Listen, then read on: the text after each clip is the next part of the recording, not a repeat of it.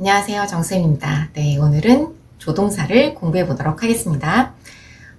조동사는 사실 조수잖아요. 동사의 또 보조 역할을 해주는 거기 때문에 메인은 아니고 서브 역할을 하는 건 거예요.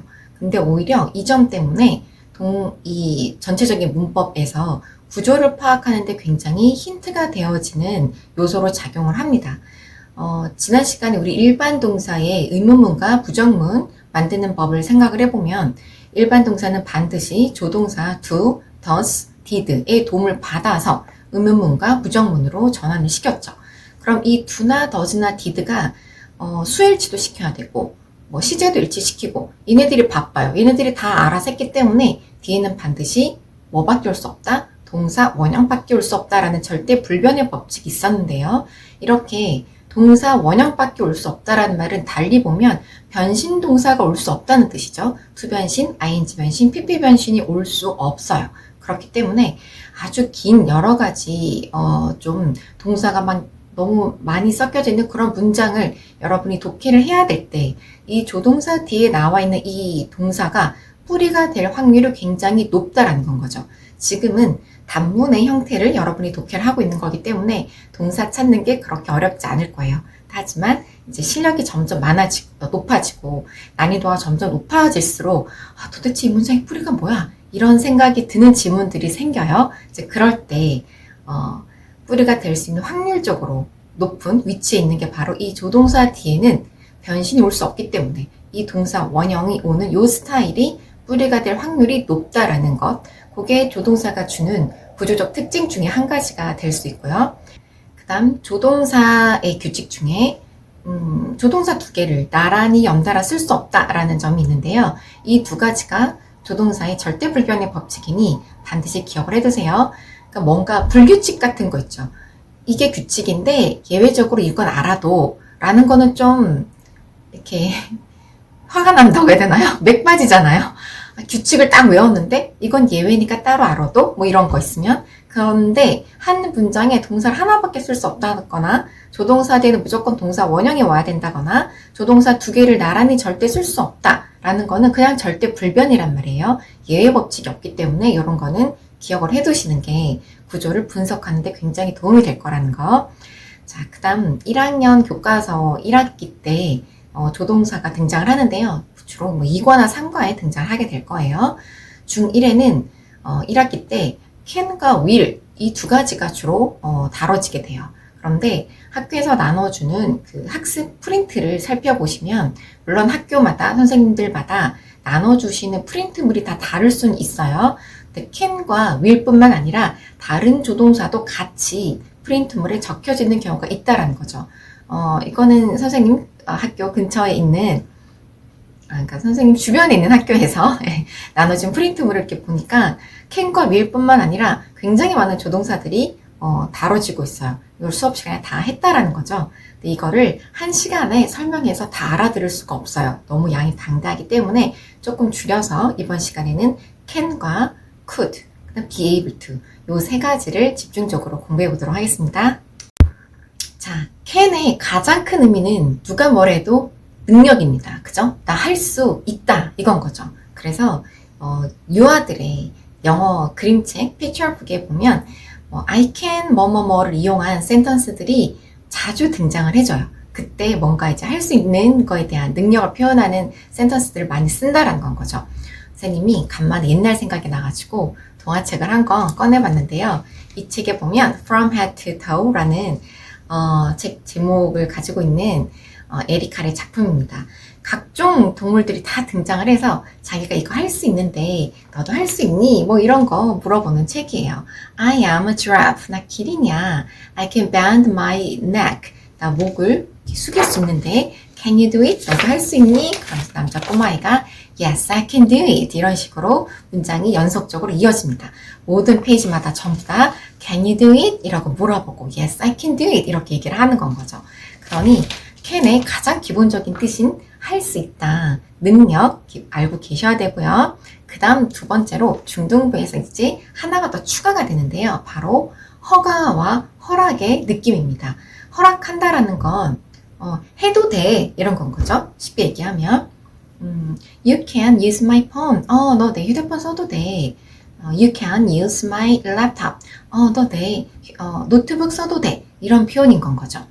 자, 이렇게 허락하고 허가해주는 내용일 때는 조동사 may랑 교환할 수가 있습니다. 즉, may도 허락하고 허가하는 뜻이 있다라는 건 거죠. 그러니 능력을 얘기할 때는 바꿀 수 없지만 허락해주는 말을 쓰고 싶을 때는 서로 교환이 가능하다는 거죠. You can use my cell phone. You may use my cell phone. 다 괜찮다. 자, 중등부에서 can이 할 수 있다라는 의미를 지닐 때 같은 뜻을 가지고 있는 동의어 표현을 한 가지 더 배우게 되는데요. 바로 be able to입니다. 근데 이 be able to를 가르쳐 주려고 하면 꼭 이런 질문하는 친구들이 있어요. 그냥 can 쓰면 안 돼요? 이렇게. 그냥 can 쓰면 안 돼요? 라는 말을 풀어서 해보면 쉬운 can이란 단어가 있는데 뭐터로 또 외워야 되느냐. 난 그냥 can만 쓸란다. 이런 마음의 소리가 있죠. 자, 그런데 조동사의 절대 불변의 법칙 중 두 번째, 조동사 두 개를 나란히 쓸 수 없다라는 게 있었죠. 자, 우리가 살다 보면 너 할 수 있어. 이런 표현뿐만 아니라 너 할 수 있을 거야. 이렇게 미래를 예측하는 표현을 쓰고 싶을 수가 있잖아요. 그럼 이럴 때는 미래니까 조동사 will을 써야 된단 말이에요. 근데 할 수 있다라는 can을 동시에 쓰게 되면 You will can do it. 너는 할 수 있을 것이다. 이런 표현을 쓸 수 없다라는 건 거죠. 왜? 조동사 두 개는 나란히 연달아 쓸 수 없기 때문에 그렇습니다. 그러면 이런 표현을 쓰고 싶을 때, 즉 미래지향적인 표현을 하고 싶을 때는 can과 똑같은 뜻을 가지고 있는 다른 단어로 대체를 해줄 수밖에 없어요. 그게 바로 be able to입니다. 그럼 be able to는 조동사가 아닌가요? 네, 아닙니다. be able to는 엄연히 비동사라는 뿌리가 될 수 있는 동사 등장을 하고 할 수 있는 이라는 able 형용사가 왔고 무엇을 할 수 있다는 건지 설명해주는 그 말이 to 변신의 형태로 등장을 한 건 거예요. 그러니 두 개가 의미는 비슷할지 몰라도 출신이 완전히 다르다. can의 출신은 조동사 출신인 거고 be able to의 출신은 동사에서 나온 건 거죠. 그러니 조동사 두 개를 나란히 쓸 수 없다라는 규칙 때문에 이 can의 활용도는 조금 줄어듭니다. 즉 미래 형태도 쓸 수가 없고 진행 형태라던가 완료 형태에 전부 다 can을 이용할 수가 없어요. 그렇다고 해서 할 수 있다라는 표현을 말을 못하면 안 되는 건 거잖아요. 그럴 때 모든 시제를 다 바꿔서 쓸 수 있는 be able to로 대체를 할 수 있는 건 거죠. 그러니 난 그냥 can만 쓸래요 라고 하면 안 된다라는 건 거예요. 지금 현재 난 영어를 말할 수 있어요 라고 하고 싶으면 I am able to speak English 라고 하면 되고요. 1년 후에 난 더 영어를 잘 말할 수 있을 거예요 라고 하고 싶으면 I'll be able to speak English well after 1 year 이렇게 하는 건 거죠.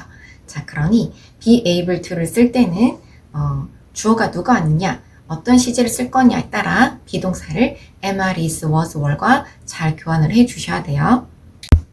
자, 의미적으로도 can과 be able to는 약간의 차이가 있습니다. can은 일반적인 모든 능력을 다 포괄적으로 할 때 쓸 수 있는 표현이에요. 그런데 be able to는 약간 어떤 조건이나 제한 이런 것들이 붙어요. 예를 들어 내가 수영을 못합니다 라고 할 때는 I can't swim. 나 수영할 수 없어. 수영 못하는 거죠. 그 능력이 없는 건 거예요. 그런데 나 오늘 수영 못해. 나 감기 걸렸거든. 이러고 싶을 때는 I'm not able to swim today because I have a cold. 이런 식으로 표현을 해야 되는 건 거예요. 즉 원래 할 수는 있지만 지금 내가 감기 걸려서 못하는 건 거야. 이런 느낌인 건 거죠. I'm not able to swim today because I have a cold. 자, 이럴 때 I can't swim today 이런 식으로 얘기를 하면 뭔가 좀 부자연스럽다라는 뉘앙스가 있는 건 거예요. 근데 이런 말의 뉘앙스는 내가 회화를 본격적으로 배울 때 원어민 속에서 익히면 돼요. 지금은 교과 과정에서 요구하는 부분만 내가 잘 이해를 해서 문제를 풀 때 실수가 안 나오도록 하면 되는 거기 때문에 이 부분까지 다루진 않아요. 즉 be able to가 들어가야 될 자리니 can이 들어가야 될 자리니 의미적으로 그렇게 디테일하게 묻는 건 아니지만 여러분 일단 중등 이상이기 때문에 can과 be able to에 약간 능력적인 부분을 표현하는 데서 의미상 차이도 좀 생기는구나 이해를 하시면 될 것 같아요. 자, 그 다음은 이제 could입니다. could는 사전을 찾아보면 can의 과거형이라고 나와 있어요. 그래서 could가 과거형 시제를 맞춰줘야 되는 경우에 쓰이는 건 당연해요. 내가 3살이었을 때 나 책 읽을 수 있었어. When I was 3, I could read. 이렇게 쓸 수 있는 건 거죠. 그리고 이걸 이해하는데 그렇게 복잡하지 않아요. 당연해. 이렇게 되는 거죠. 하지만 이 could가 can의 과거일 뿐만 아니라 독립된 조동사로서의 역할도 하게 돼요. 바로 우리말의 존대어 역할을 해줍니다. 제가 학생들이 영어는 존댓말도 없고 너무 건방진 거 아니냐 이렇게 얘기를 하는데요.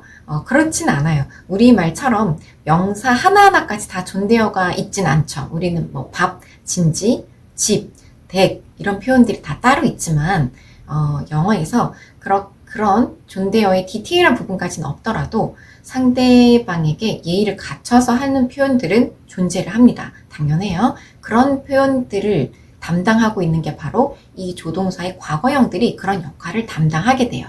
그러니 그럴 때는 조동사의 과거형으로 쓰였다라기보다는 조동사로서 독립된 하나의 기능을 가지고 있다라고 보셔야 돼요. 그래서 친한 사이에는 can you help me? 라고 하면 돼요. 나 좀 도와줄래? 하지만 좀 낯선 상황이거나 예의를 갖춰서 부탁을 해야 되는 상황인 거라면 could you help me? please? 이렇게 얘기를 하는 게 더 바람직한 건 거죠.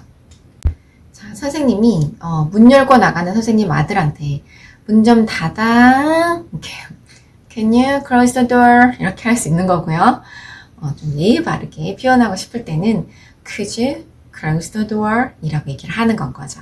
자, 그래서 이렇게 조동사의 과거형이 could뿐만 아니라 could, should, would, might 4가지 형태가 있는데 이 아이들 모두 독립된 조동사로서의 각자 역할을 따로 맡을 수 있다는 거를 잘 기억을 해 두시면 나중에 가정법 배울 때 이해가 조금 더 편하실 거예요. 자, 오늘은 조동사 can과 could, 그 다음 be able to까지 3개를 정리했습니다. 자, 선생님 질문할게요. 대답하세요. 조동사의 절대 불변의 법칙 2가지 뭐가 있었죠?